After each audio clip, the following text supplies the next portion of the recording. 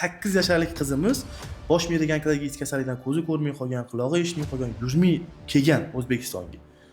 1 yil davomida ishladi lekin ular 1 yil ishladi. Onkologik kasallikdan 1 gram qolmagan. Hindistonga borib nur qilamiz, kimyo qilamiz, olib borishgan. Sal soppa-sog'lom sal nima qilinar endi? Qo'shnilarim chiqadi deydi, yig'laydi, qaytib ketadi deydi. Qarindoshlarim keladi deydi, yig'laydi. Aka-ukalarim, opa-singillarim keladi, yig'laydi, qaytib ketadi. Men endi hayotga qaytmasam kerak. Ayniqsa yaqin 3 oy ichida 2 yoshlik bolalar juda ham ko'payib ketdi. Bosh miyadagi onkologik kasallik, suyakdagi onkologik kasallik, qondagi onkologik kasallik bo'yicha Siz o'zingiz ham qalinglarni shunchaki loyiha sifatida boshlamagansiz, to'g'rimi? yo'q. Sizni hayotingizda ham Bo'lgan shu vaziyatlar onkologik kasallik bo'lgan. Hayotimizda shu og'riqlarni his qilgansiz. Albatta. Bir hafta yashaysiz degan xolos shifokorlar Baxtxon ayaga qarab. Bu gap qachon aytilgan sizga? Xudoga iltijo qilaman. Qanaqa duo bo'lsa shu sog'lik haqidami, tinchlik haqidami, hammasini yodlab har kuni. Nimaga himyogisi kelmadi? Chunki men 4 marta oldin bildim-da juda ham yomonligini. Keyin juda ham qiynaldim. Hattoki shu mayli Xudo naqani nima deydi, umrim Xudoyim umri qancha bergan bo'lsa o'shini yashayman. Olmayman himya dedim-da. Shuni oldim, shuni ichganimdan keyin 3 kundan keyin 4-kuni keyin biram endi o'zimni shunaqa yaxshi his qildim. Operatsiya bo'lmaganimdan oldin shuni uchratganimda bo'lmasmidi ekan, shu operatsiya bo'lmay qolarmidimmikin deyman. Allohga shukr, mana 5 yil davomida bir marta na kimyo, na nur, na suv qolmagan. O'simta kichkinashib so'rilib ketgan, Allohga shukr. Anu qiz gapira olmayapti deydi, lekin og'zidan kislorodni olyapsam qo'lim mahkam ushlab turibdi deydi. Olmay kislorodni. Yashagim kelyapti meni deb aytyapti deydi-da. Ayolim ko'rmasin, ayolim eshitmasin deb kechasi yassig'ini tishlab yig'layman deydi. Og'riq shunaqangi bo'lganligidan. Endi bu narsani sahnalashtirish bizga ne darkor? Haqiqatdan natija olib turgan insonlar bo'lsa, 1 oy davomida iste'mol qilgan yana bir erkak onkologik kasallik suyakdagi bo'lgan 70% so'rilib ketgan. Hindistonga borib tekshirtirdi. O'rta Osiyoda, Amerika, Rossiyada hattoki, Qozog'iston, Qirg'iziston, Tojikiston, Turkmaniston ichayotgan joyda insonlar juda ham ko'p bu narsani.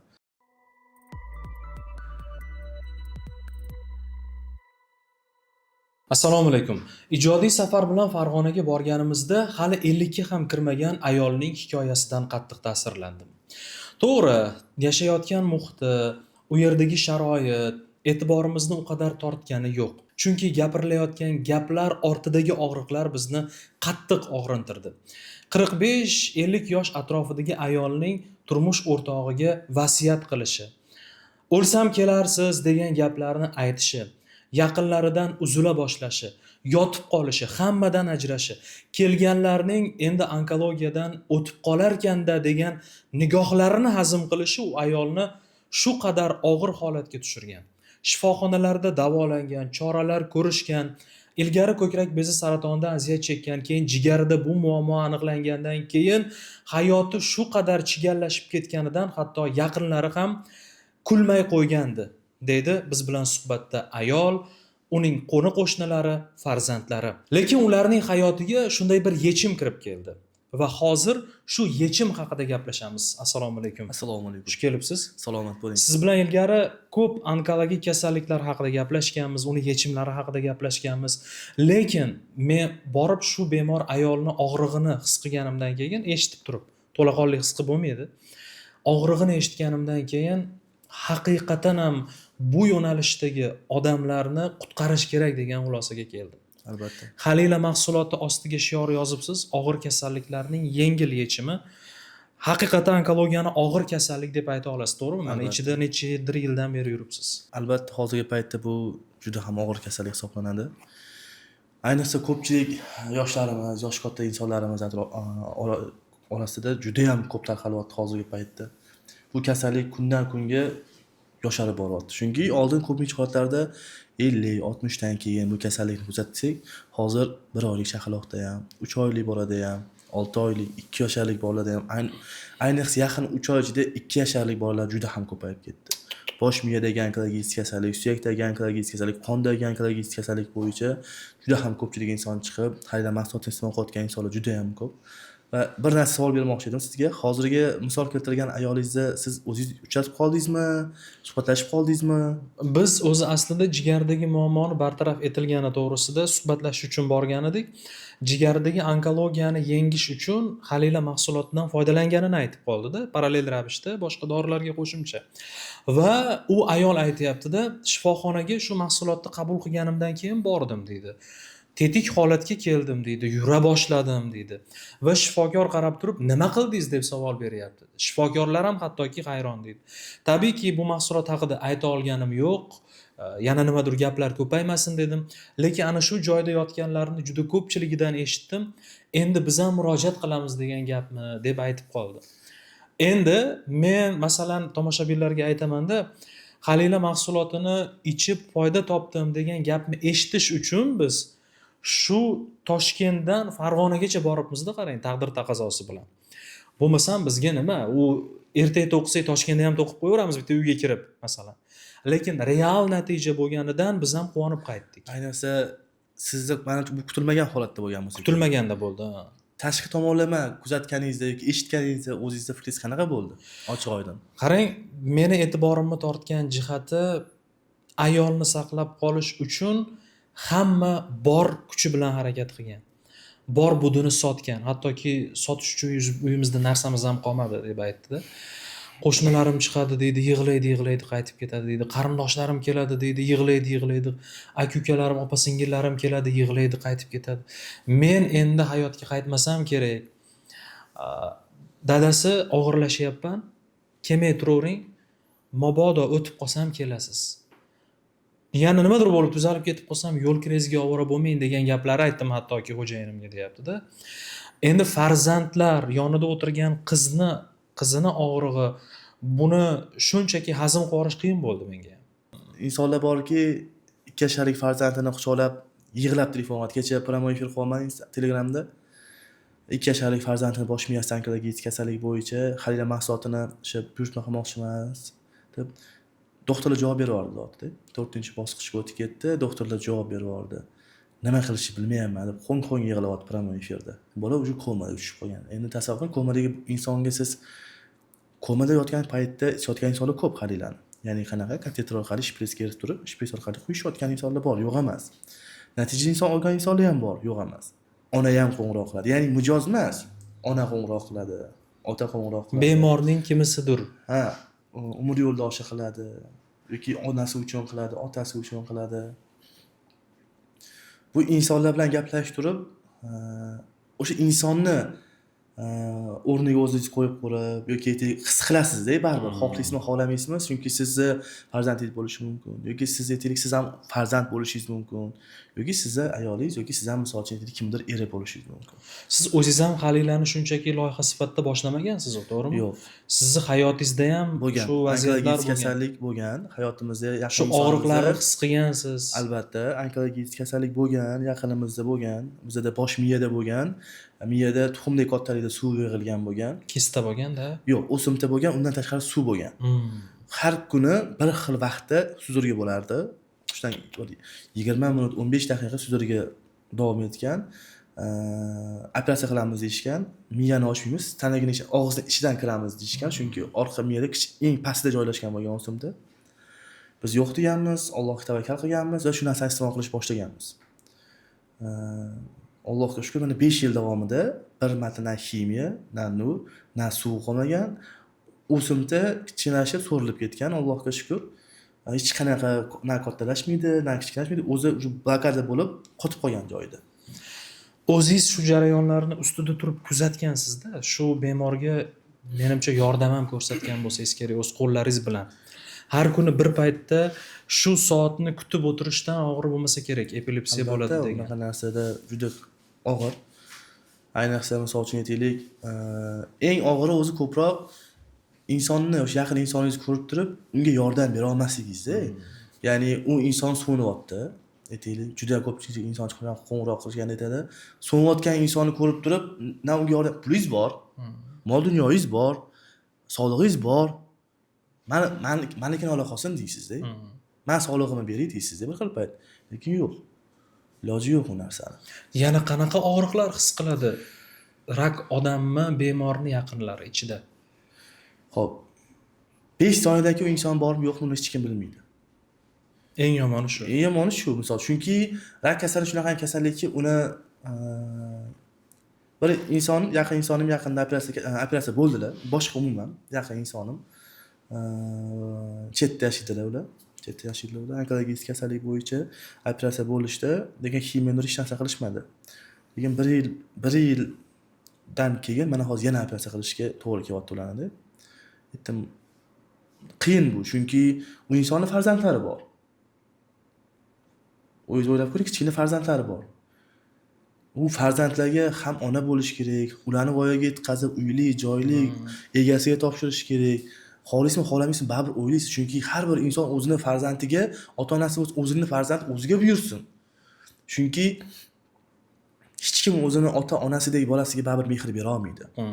Ming u yomon bo'lsin, ming u aytaylik kim bo'lishidan qat'iy nazar, lekin o'zini farzandiga ota-ona boshqa sharoit. Chunki baribir bu kasallik, rak kasalligi bilan misol uchun kurashayotgan odam nima qiladi? Birinchi bo'lib o'zi bilan o'zi kurashadi. Oynaga qarab soatlab qaraydi, bitta xonaga kirib olib yig'laydi, siqtiydi, soch to'kilib ketgan bo'lsa, yoki aytaylik kimyo olib kelgan bo'lsa, rak kasalini eshitdim, bo'ldi, u insonda o'sha depressiyaning eng kattasi boshlangan bo'ladi. U o'zi bilan o'zi kurashadi. Chunki u bilmaydiki ertasi tongga otadimi, otmaydimi. Aytaylik 3 oy davomida yoki 6 oy davomida oddiy 25 kunlik PET natijasini o'zida 25 kun qanaqa o'tkazganini bilmaydi inson. Chunki o'sadigani chiqarmikan, o'smaydiganimi? Sifati qanaqa bo'ladi? Turi qanaqa bo'ladi? Metastaza berganmikan, bermaganmikan? 25 kun davomida u 25 marta o'lib tiriladi. Undan ko'p bo'lmasa agar. Chunki u inson kechasi o'zi bitta o'zi yotganida iloj bo'lsa yostiqdoshini ham chiqarib yuboradi o'sha inson. Bu aniq. Chunki meni ko'rib shu xotiralar bilan eslab qolmasin deydi-da inson. Rak kasali bilan kasallangan inson. Chunki ko'p kasallik bilan gaplashganman. Yaqinda bir inson bilan gaplashdim. Ayollarini Hindistonga olib borib qatnab kelardilar. Onkologik kasallik 4-bosqich, 3-bosqichda adashmasam, o'tib ketgan, foydasi yo'q deyishgan. Telefon qilyaptilar. Yusufbek, suyunchi bering. Labba eshitaman. Onkologik kasallikdan 1 gram qolmabdi organizmda doktorda. 1 gram. Bir oy davomida iste'mol qilgan yana bir erkak onkologik kasallik suyakdagi bo'lgan 70% so'rilib ketgan. Hindistonga borib tekshirtirdilar. Tasdiqlov tasdiqlov Hindistonda bo'ldi. 70% so'rilib ketdi. 8 yoshlik qizimiz bosh miyaga onkologik kasallikdan ko'zi ko'rmay qolgan, qulog'i eshitmay qolgan, yurmay kelgan O'zbekistonga. 1 yil davomida ichdilar lekin ular, 1 yil ichdilar. Onkologik kasallikdan 1 gram qolmagan.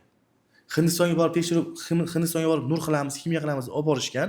Hech narsa qilmaymiz, qaytib ketdilar endi degan. Sal onkologik kasallik yo'q degan. Sal soppa-sog'lom sal nima qilinar endi degan. Chunki Allohga shukr, yaqin oralig'ida juda ham ko'p natijalar eshitdim. Albatta bu odamga xursandchilik baxsh beradi, lekin baribir shifo Allohdan-da, hech kim bilmaydi kimga nima natija ko'rsatib berishini. Va bir narsaga e'tibor qaratdim-da, Yusufbek, mana siz ham bemorlar bilan ishlaysiz va o'zim ham bemorlar bilan gaplashaman. Qancha tez boshlasa, qancha erta boshlasa, shuncha tez natijaga chiqadi. Qancha vaqt uzoqqa cho'zilsa, o'ylanish, ikkilanish ko'paysa, natijani qabul qilib olish muddati ham shunchaga cho'zilib ketyapti ekanda. Men ba'zi bemorlar bilan gaplashganda shunga amin bo'ldim. Kasallikni aniqladim, qabul qilishni boshladim deganlarda natija boshqacha, tezroq kelgan. Kasallik aniqlandi, ozgina kuzatdim, ikkilandim, gaplashdim. Keyin qanchadir oy o'tib qabul qilishni boshladim deganlarda natija biroz boshqacharoqda baribir. Shunaqa bor. Hop, hozirgi paytda nima desammikin bu so'zingizga? Ikkilanish desammikin yoki o'ylanishmi yoki menda bo'ladi, siz aytayotgan narsa 1000 ta insondan salkam aytaylik 80% insonda bo'ladi bunaqa holat. Sababi nimaga? Oldin natija ko'ring. Kimda o'zgarish bo'lyapti? Mana shu odamda o'zgarish bo'lsa ishonaman. Shoshmang. Bu insonda agar o'zgarish bo'lmasa-da, sizda bo'lsa-chi? Bilmaysiz-ku, chunki hammaning organizmi har xil. Kimgadir 10 kunda, kimdadir 10 yilda, kimdadir 1 yilda, kimdadir 1 kunda natija ko'rsatib berishi mumkin. Chunki buni hech kim bilmaydi. Buni Alloh biladi. Lekin siz sababini qilish uchun boshlashingiz, hop mayli, kutdingiz deylik. Mana kuni kecha ishonasizmi yo'qmi? 1 yil davomida kuzatgan ayol Halila Maqsodovni buyurtma qildi. O'sha 4-bosqichga o'tib doktorlar javob berib olgandan keyin buyurtma qildi. 1 yil kuzatganman. 1 yil kuzatgan. Ixlosim zo'r, eshitaman dot. Nimaga olmay desam, bilmadim dot. Nimaga faqat oxirgi umid deb ko'ramiz? Nimaga faqat hamma narsa pichoq qinga bor taqalganda ko'ramiz? Nimaga oldindan boshlash mumkin emasmi? Bosh miyadagi onkologik kasallikka, ko'zdagi, bo'qoqdagi, ichakdagi, ko'krakdagi, buyrak, jigar, prostatadagi va undan tashqari qondagi, suyakdagi onkologik kasallikda ham yordam beradi Allohga shukr. Hattoki mana Halila.uz yoki Halilani YouTube'ga kirib yozishsa, ko'rishadi. O'pkada ham, ko'krakda ham, bachadonda ham, bosh miyada ham har bittasi natijalarimiz bor. Alohida har bittasiga qo'yib chiqqanmiz tarafdan. Yana shu o'rinda bir narsani qo'shimcha qilmoqchiman-da, men o'zimga ham direktdan juda ko'pchilik yozadi. Shu Halila haqida gapiribsiz, foyda beribdimi, bermabdimi? Men endi ular bilan uzoq muloqot qila olmaganim uchun saqlab qo'yib mutaxassislar bilan bog'lanishga yuboraman va shu o'rinda shunaqa yozadiganlar borda, sen o'tirib olib nimani gapiryapsan? Sen o'tirib olib manaqa narsani reklama qilyapsan. Sen ham manaqaga o'tib ketding. Men aytaman, onkologiya oddiy narsa emas. Onkologiya bu ustidan kulib va ustidan pul yeydigan narsa emas va buni ortidan og'riq olib, buni ichgandan keyin yechim topganlarni quvonch ko'z yoshlarini ko'rib turib, nimaga gapirmaslik kerak degan xulosani beraman-da. Va ana shu insonlarga qarata hozir yana aytmoqchiman, agar sizni boshingizdan onkologik kasallik shunga yaqinroq tashxis o'tmagan bo'lsa, yaqinlaringizda o'tmagan bo'lsa, hamma teshikka kirib chiqib chora topa olmaslik azobini his qilmagan bo'lsangiz, bizni gapirayotgan gaplarimiz sizga yetib bormaydi. Agar siz onkologiyani eshigini bir marta taqillatmagan bo'lsangiz, nimani gapiryapsan deyishga haqqingiz yo'q. Nimaga? Chunki shu narsa sizni boshingizga tushib qolmasin degan hadigimiz bor. Yaratganni o'zi asrasin. Haligi aytadi-yu, sen tushunavurmading, buni tushunavermading, mana vaziyat beraman, tushunib ko'r endi. Shuni tushunib ko'r. Bunaqa holat juda ham ko'p bo'ladi bizda ham. Menda ham ayniqsa bo'ladi. Men aytaman, guruhimda yozishadi-da, rakning davosi yo'q. Hammanglar bab bo'lib ketasizlar. Shular yozgan insonlar bor-da. Men aytaman, astag'firulloh deylar. Qaytar dunyo. Oldin 40 yilga qaytgan bo'lsa, hozir 40 sekundda qaytyapti-da. Qaytar dunyo. Sizni yaqiningiz yoki kimdir qaytib shunaqa narsa bo'lib qolishi mumkin. Yoki menga yetishadi-da, shu narsani aytganimni aytaman. Ey, bilmaysan-ku men boshimdan nima o'tkazganimni. Nimaga qilasiz? Nima qilasiz? Birovni umidvor, birovni hozir ishonchini o'ldirib, kimdir misol uchun ertaga qo'lida bolasi bilan shu narsaga umid qilayotgan bo'lishi mumkin. Kimdir xotinini saqlab qolmoqchi bo'layotgan bo'lishi mumkin, chunki uni bolalari bor yo'qda. Kimdir erini, chunki eri olamdan o'tib ketib qolsa, Alloh asrasin, uni boqadigani yo'q. Kimga suyansin u? Yoki kimdir bitta farzandi bo'lishi mumkin. 18 yoshga kirgan, erini to'yini qilaman, papalab katta qilgan bolasi kasal bo'lishi mumkin. Shundan umid qilyapti, lekin mana bu yerda kimdir qanaqadir kommentariy yozyapti. Undan ko'rasiz, to'shmanglar, hammaning dardinglarga Alloh shifo bersin. Sababini qilishdan to'xtamanglar desa bo'ladi-ku inson. Va shu o'rinda aytmoqchiman-da, haligi ekspert Instagramchi doktorlar bor-da, o'tirib olib Facebook'da, Instagram'da hali u yoqdan, hali bu yoqdan gapirishadi. Hali buni qo'liga olmagan, tarkibini o'rganmagan, aytaylik, yoki kimdadir sinab ko'rmagan, izlanish o'tkazmagan, foyda olganlar bilan suhbatlashmagan, lekin bu haqda bemalol negativ qilib bera oladi. Bunaqa inson juda ham ko'p. Lekin bemalol gapirishga qo'ying. 60+ qilib yozganingizga mana hali e'tibor berdim-da, nima bu 60+, 60 dan oshganlarga ham desam yo'q. Tarkibidagi 60 dan ortiq giyoh borligi haqidagi eslatma bu. Endi buni istalgan laboratoriyaga solsa chiqarib bersa kerak mana deb. Albatta, bemalol chiqarib beradi. Shunaqa mutaxassislarga aytaman-da, divanniy kritik bo'lmasdan berinchi Yusufbek bittasini bizga ko'raylik. Men onkologman, foydasi tegsin, qilaylik shu ishni. Dunyo tanisin bu narsani desa, bitta tekshiraylik, tarkibi shunaqa bo'lsa gap yo'q. Deydigan bir mard chiqdimi shu paytgacha? Yo'q. Ko'p insonlar bor. Hattoki gapirgan gap emas, agar shu narsadan ozgina bo'lsa natija olsam, xohlagan uy, mashina olib, sen mashina beraman degan insonlar bor. Lekin menga bu narsa kerak emas. Chunki kimdir mana og'zidan bir og'iz shu narsa 100% yordam beradi deyishini xohlaydi. Chiqishini xohlashadi. Lekin bu narsa chiqmaydi. Chunki men o'zimni yaqinimga hattoki bu narsani 100% ishonch bilan misol uchun yordam beradi senga deb aytmaganman, chunki bilmayman. Chunki bu narsani Alloh biladi. Faqat sababini qilib, yaxshi niyat ichirish kerak-ku. Kimdir misol uchun hozir aytaylik kimyo olayotgan bo'lishi mumkin, kimdir hozirga nur yoki kimdir operatsiyadan chiqqan bo'lishi mumkin. Kecha telefon qilishyapti, operatsiya qildik. Endi men bu narsada misol uchun minus tarafni aytmoqchi emasman. Nimaga aytaman? Birinchi bosqich ular ham bilishgan ekan Halila borligini. 4-bosqichda operatsiya qilib yana so'rashyapti endi ichmoqchimiz deyishyapti-da.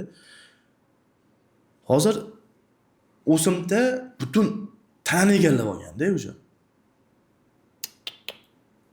Endi o'zingiz o'ylab ko'ring, nimaga biz faqatgina qachonki yo'l topa olmasak borib shu narsaga borib aniq qilamiz. Xuddi qabrni labiga borganda Shunaqa. chora qidiramiz. yoki aytaylik, odamlar chiroyli raqam olish uchun oylab o'chirta turadi.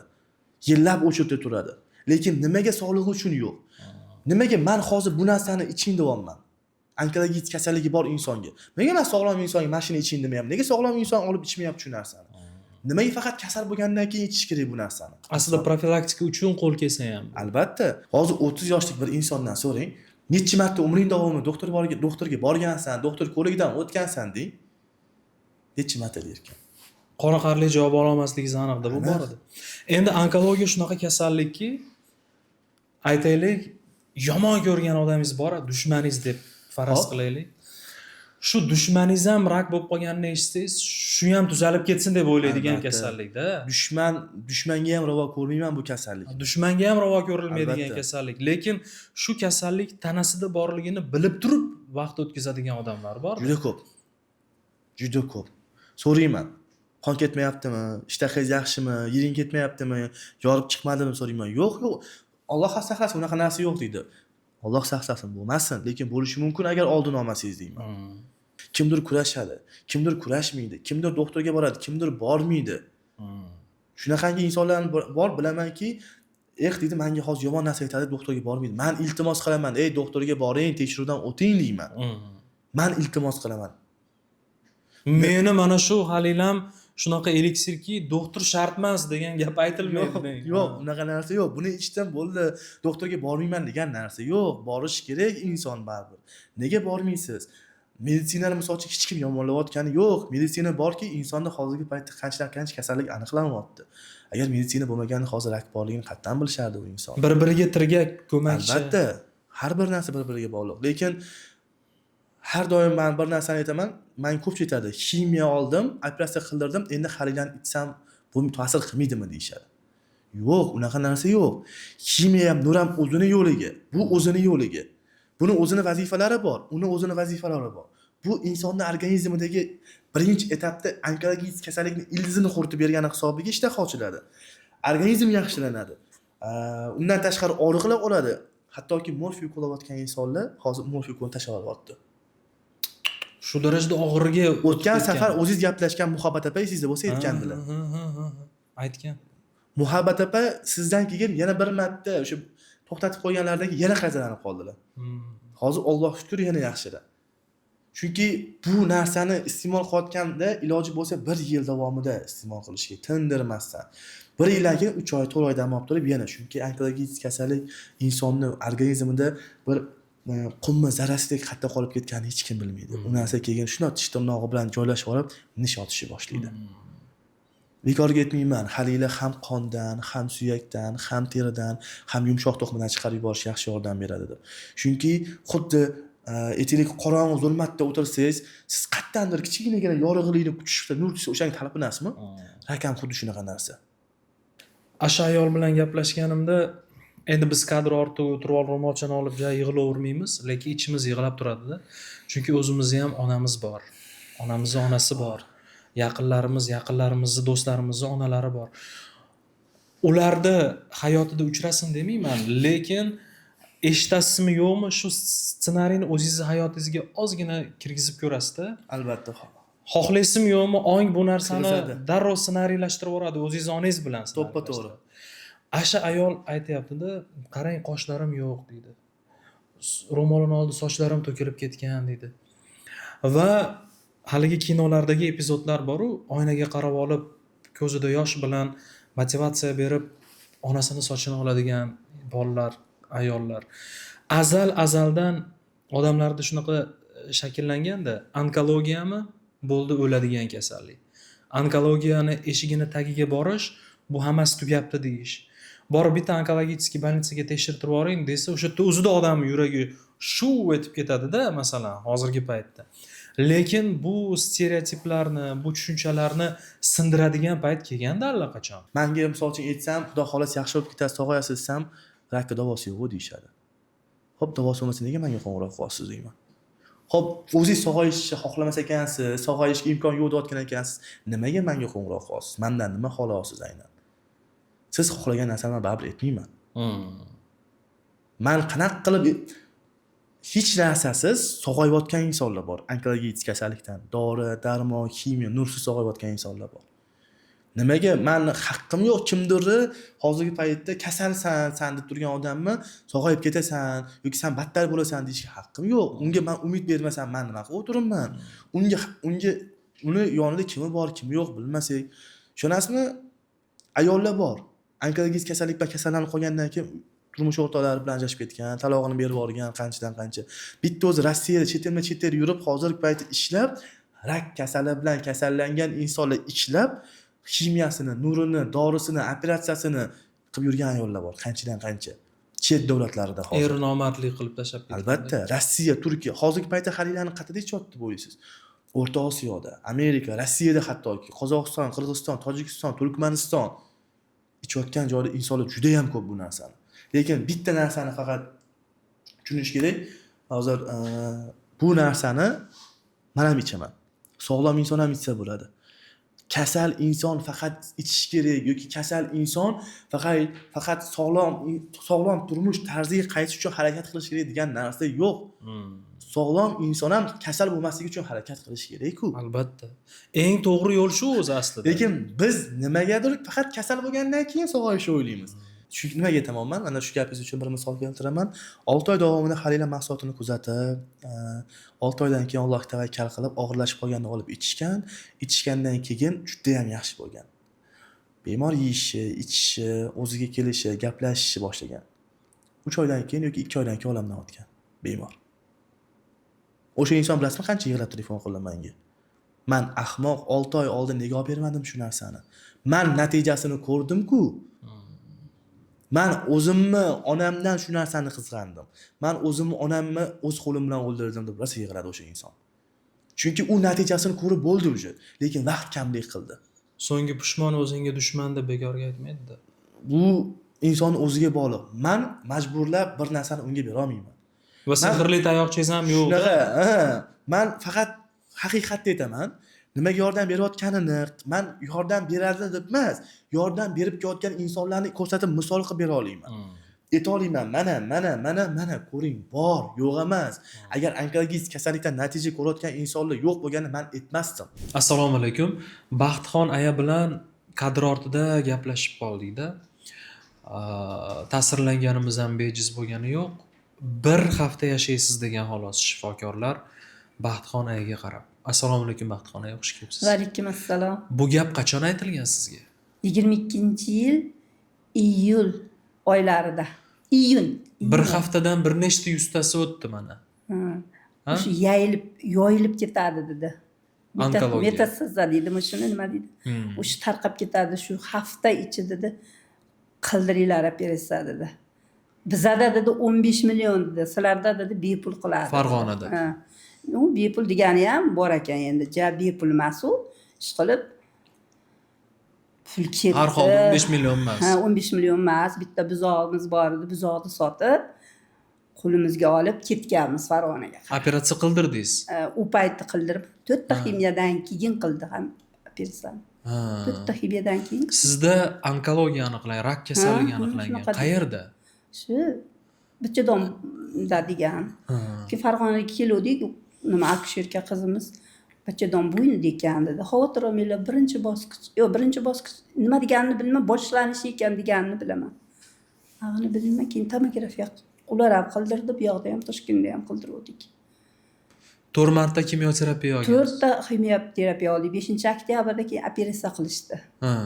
Shu operatsiyasiz iloji yo'qmi desam, yo'q deyishdi. Keyin operatsiya bo'ldim, keyin dekabr oyida, yanvar oyidami xullas yo'q, 1 oydan keyin ekan, 1 oydan keyin nur olasiz dedi. Tashqi nur dedi. O'sha yerda Farg'onani o'zida nur oldim. Keyin yanvar oyida kelasiz dedi. Naqa ichki nur olasiz dedi. Keyin mana shu yerda Toshkentda keyin gaplashib, anaqa o'rdan naqalar qilib, lekin ichki nur ham oldim. Biz aytganimizni qilsangiz butunlay yo'q bo'lib ketadi dedi. Keyin endi bahorda o'zi meni uchetdan chiqarmoqchi edi. Keyin yana endi shunaqa gumon bo'ldi. Lekin ana qonlarimda ham chiqmadi, tomografiyada ham chiqmadi hattoki. Operatsiyadan keyin ham yana rak bor deb aytishdi Dedi. sizga. Deydi, endi keyin tomografiyalarda chiqmadi. Keyin Toshkentga anaqa qilishdi. Hattoki ximiya bermayman dedi ana odam. Beradigan ayol bermayman, bu analiz bilan dedi. Analizlaringiz yaxshi dedi. Keyin o'sha men aktyorkam oladi dedi. Chunki dedi tashqarida ekan dedi. Tashqarida o'sha tomografiyada ham chiqmaydi, anaqada ham chiqmaydi, qonda ham chiqmaydi ekan. Dedi, o'zim yaxshiman deyman-da. O'zim yaxshiman-ku, soppa sog'man deyapman. Shu boshqa iloji yo'qmi, yo'li yo'qmi shu ximiyasiz deyapman-da desam. Nimaga ximiya olgisi kelmadi? Chunki men 4 marta oldin bildim-da juda ham yomonligini. Azobda bo'lgandi. Azob bo'ldi, lekin 4 kundan keyin boshlanadi, 10 kun davomida qiynaldi. Nima bo'ladi? Og'riq bo'ladimi? Yo'q, faqat ko'nglim ayniydi, ovqat yegim kelmaydi. Shu asosiy ko'ngil aynish bo'ldi menda. Shu. Keyin yana 2 marta kimyoterapiya oldingiz. Keyin yana shu 24-yilda oxirida, dekabrda boshida, oxirida oldim 2 ta. Shunaqa ikkinchisi yomon bo'ldi. O'sha turib boshlandida, shu olib bo'lgan bo'lsam 3 kunda boshlandida, oldin unaqa bo'lmasdi. Uyga yetib bemalol kelardim, o'ynab kulib chiqib kelardim. Endi unisida ashaddiy boshlanadi. Keyin juda ham qiynaldim. Hattoki shu mayli Xudo naqani nima deydi, umrim Xudoyim umri qancha bergan bo'lsa, o'shini yashayman, olmayman ximiya dedim-da. Desam, keyin shu endi boshqa nima ham oqtaryapmiz-da. Yechim oqtaryapmiz. Unisi u dedi, hali tabib bor, bu dedi. Shunaqalar oqtaryapti. Keyin qizim shunaqa Toshkentda qo'yloqda turadigan qizim shunaqa, "Oyjon, Halila degan mahsulot bor ekan" dedi. "Shunga qarshi ekan" dedi. Shunaqalarda bloklab tashlaydi ekan dedi. Keyin sразу shuni oldim, shuni ichganimdan keyin 3 kundan keyin 4-kuni lekin biram endi o'zimni shunaqa yaxshi his qildim. Allohdan, har ish Allohdan. Keyin avvalo o'sha Allohdan o'sha nima deydi haligi sabab qilib shuni jo'ratganda, ana bir nimani rivoyat eshitganmisiz? Hali ibodatli odam faqat Allohga ishonar ekan. Birovga hech kimga ishonmas ekan shu ibodatli, Allohga ishonadigan odam. Keyin shunda anaqa bo'lib ketgan ekan, suv toshqini bo'lib ketgan ekan. Suv toshqinida kema kelibdi, qayiq kelibdi, xullas, chiq desa yo'q. Meni Alloh o'zi qutqaradi debdi, chiqmabdi. Keyin shu bilan cho'kib ketibdi. Keyin Allohning huzuriga borib, meni nima qutqarmading desa, senga bunaqa jo'natdim-ku, o'shuni men jo'natdim seni qutqarish uchun, sen o'zing ko'nmading debdi. O'shini singari menga Xudoyim o'sha xalilani yetkizdi. Nima o'zgarishlar bo'ldi ichganingizdan keyin va qancha kunda? 4-kun deganda sezdim. Og'riqlar yo'qoldi. Og'riq paydo bo'ldi. Oldin og'rimasdi. Qayerda og'riq paydo bo'lgan? O'sha qorin sohasida. Yo'q, o'sha nimada? Bachadonda, tashqarisida xullas. Keyin o'sha og'riqlar yo'qoldi. Lekin kuchlarim joyiga kelib qoldi. Juda ham o'zimni yaxshi his qildim. Ishtaha ochilgan. Ishtahalarim ham hamma yo'g'im zo'r bo'lib qoldi. Keyin shu bilan shu ichishni davom ettirdim. O'zim hech ham hali charchoqni ham sezmayman, boshqani ham. Hech anaqa og'riq yo'q. Dalinalarim joyida, Xudoga shukr, alhamdulillah. 6 marta ximiya olgan odamga o'xshamaysiz, lekin ayolga o'xshamaysiz. Yoshingiz nechida? 62 ga to'lib 63 ga ketyapti.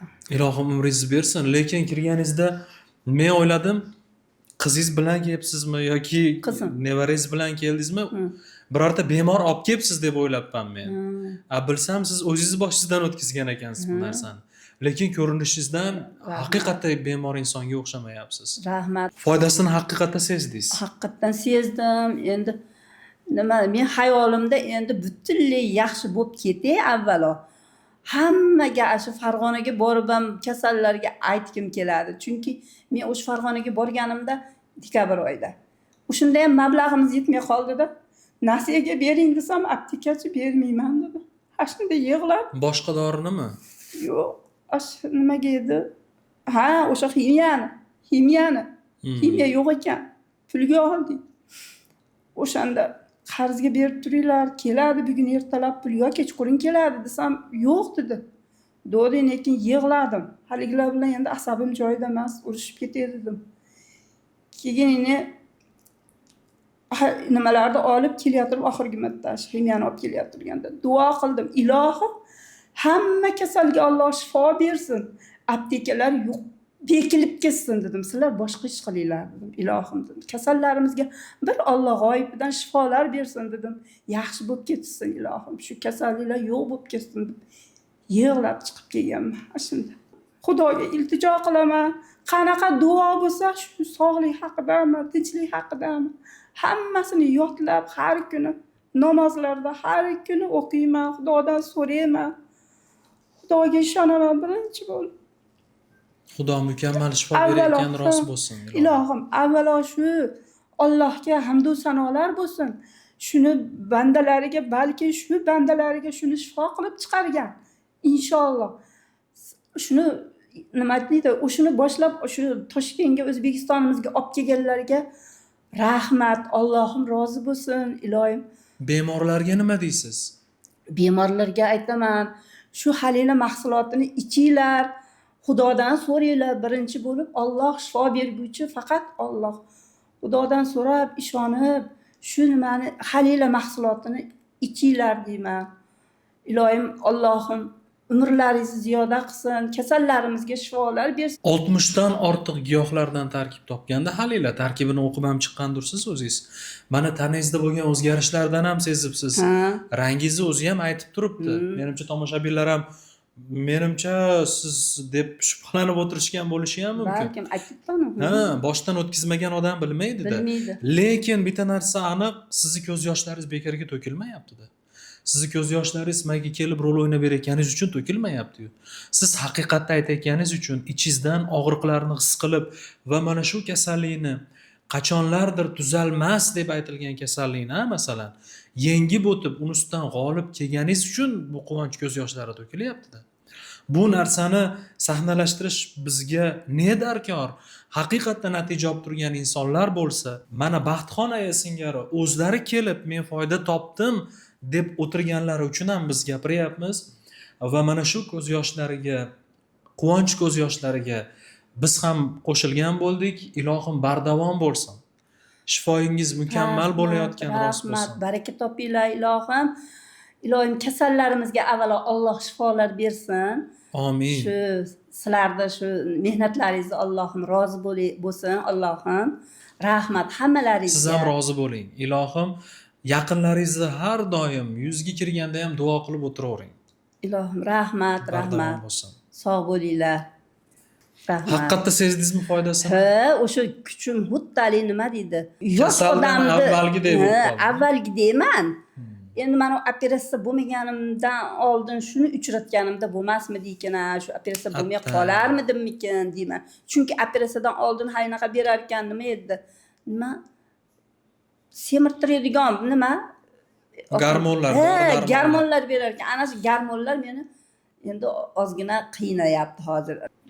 Shu tabiiy narsalar uydan uzilmagani yaxshi. O'sha men hozir iloji boricha ana shu brokolini yeyman, chesnok yeyman.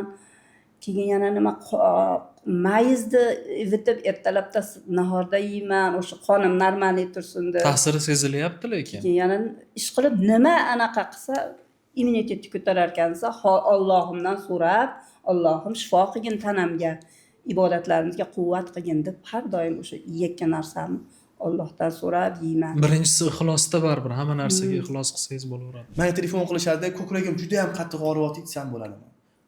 Boshim juda ham qattiq og'riyapti.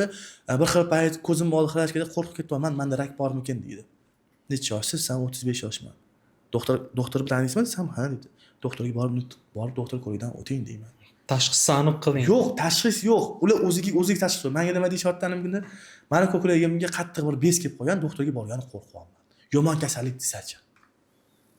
Ha siz yomon kasallik desachi deguningizcha o'zingiz u narsa bo'lib qolsangizchi. Bolalaringiz bormi? Sam ha deydi.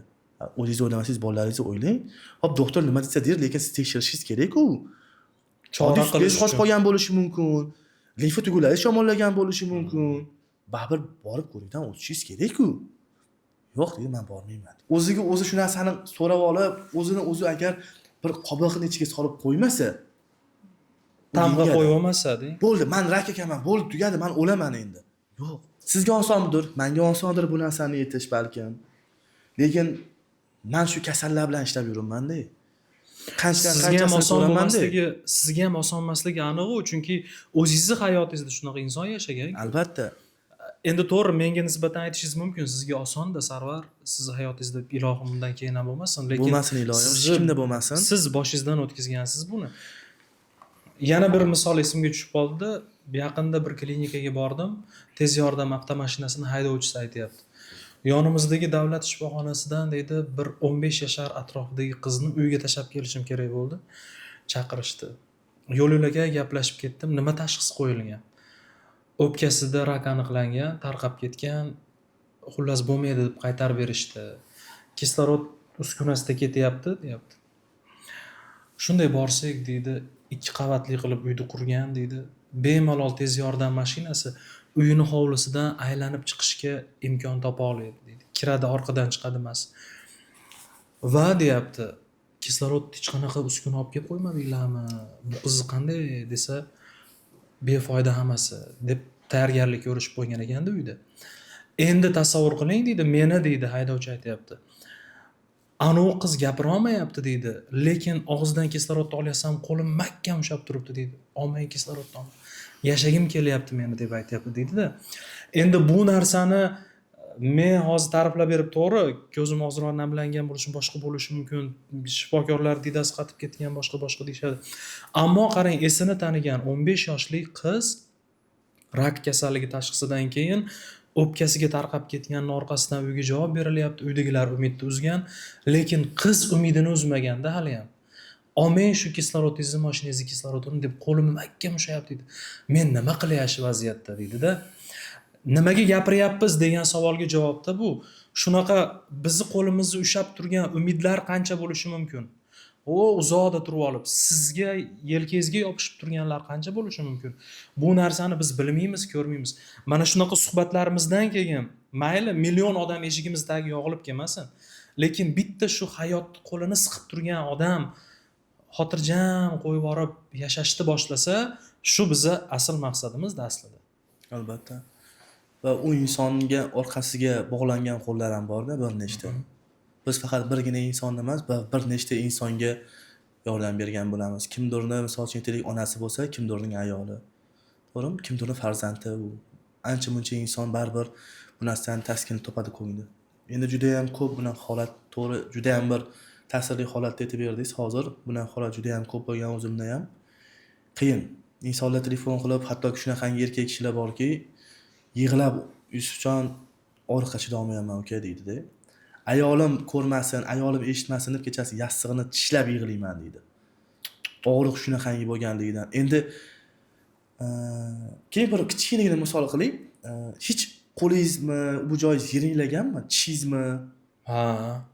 Xuddi ana lo'q qilib o'sha joyingiz yurak urib og'riganmi?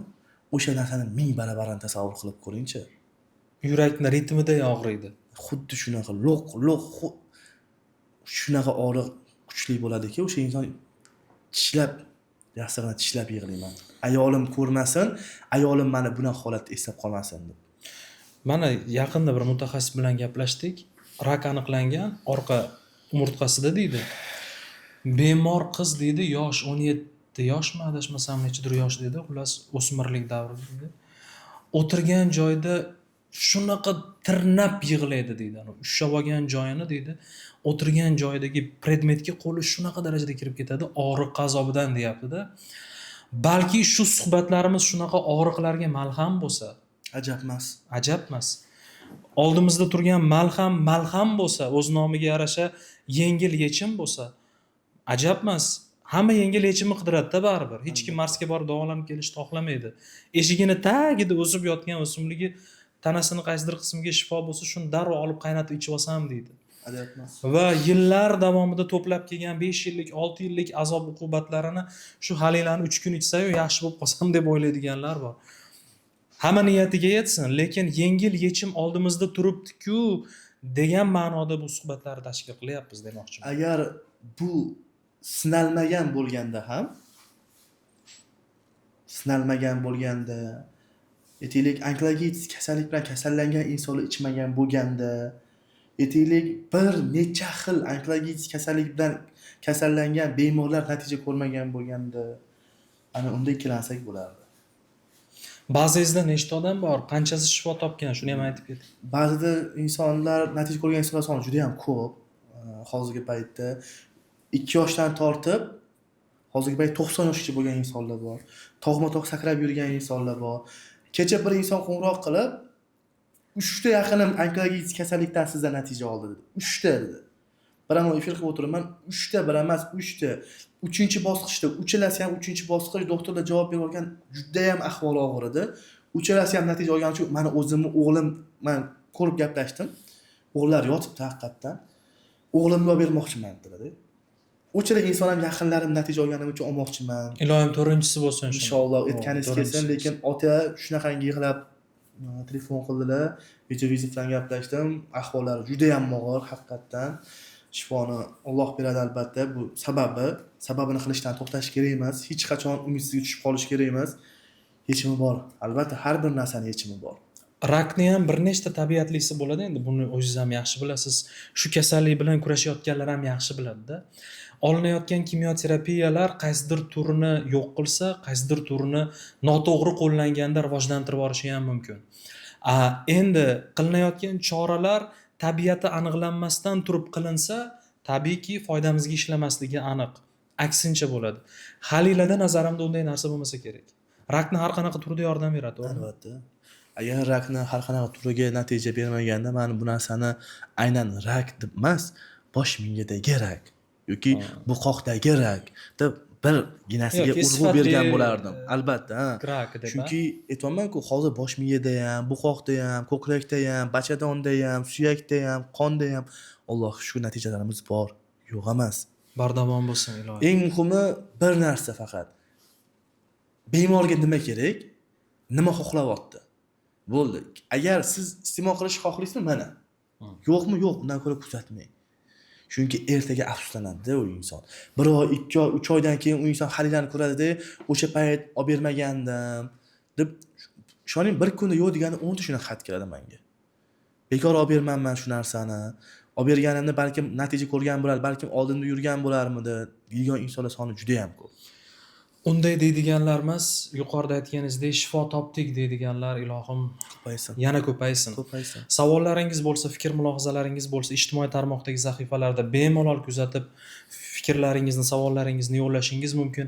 Biz buni majburlab borib og'zidan quymaymiz. Albatta, o'zingiz istab tanlov qilganingizda bog'lansangiz, mutaxassislar konsultatsiyasi bepul, o'zingiz ham gaplashasiz bemorlar bilan.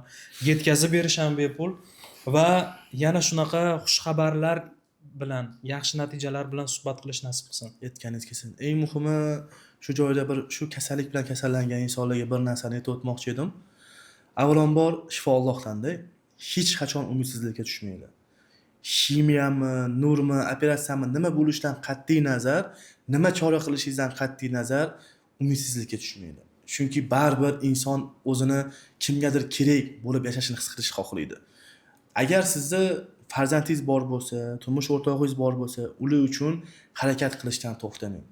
Chunki shifoni Alloh beradi. Kimgadir halila orqali, kimgadir kimyo orqali, kimgadir nur orqali hech kim bilmaydi. Lekin sababini qilishdan to'xtash kerak emas. Chunki hozirgi paytda sababini qilayotgan insonlarda natijalarini ham ko'rib ko'ramiz. Allohim hamma dardiga shifo bersin.